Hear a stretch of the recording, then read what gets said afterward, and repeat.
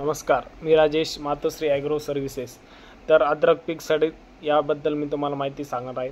तर सर्वात महत्त्वाचं हे आहेत की आपली अद्रक पीक सड ही कशामुळे होत आहे। सडीचे प्रकार 2-3 प्रकारचे येतात। त्यामध्ये पहिला प्रकार म्हणजे अद्रक जी कंदमाशी आपल्या कंदाला डंक मारून जाते, त्या प्रकारे एक सड निर्माण होऊन पहिले कंद सडतो आणि नंतर खाली आपल्या खांडापर्यंत त्या कंदमाशीने अंडे घातल्यामुळे खाली खांडापर्यंत ते अळई जाऊन मग खाली खांड सडते। तर दुसरा प्रकार म्हणजे ज्यावेळेस आपण लागवड करत असतो त्यावेळेस लागवड करताना जे खांड आपण लावत असतो त्यावेळेस जास्त ऊन पडलं आणि ते लवकर मातीमध्ये झाकलं नाही गेलं, त्यावेळेस ते जास्त उन्हाने तापल्यामुळे त्यामध्ये त्या खांडामध्ये बी अद्रक सड आपल्याला दिसून येते आणि तिथं अळ्या निर्माण झाल्यामुळे शेजारच्या जे आपले खांड असतं, शेजारचे जे लागवड केलेली आपण खांडे असतात अद्रकची, तिथं ती सुरुवात होते। आणि तिसरी म्हणजे जी पारंपरिक काही आपल्या बेण्यामध्ये जुन्या बेण्यामध्ये जर असतं, दुसरं म्हणजे आपण परत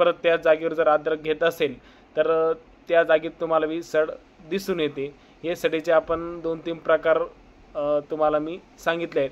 तर यावर उपाययोजना मी तुम्हाला पुढच्या व्हिडिओमध्ये नक्की सांगेन।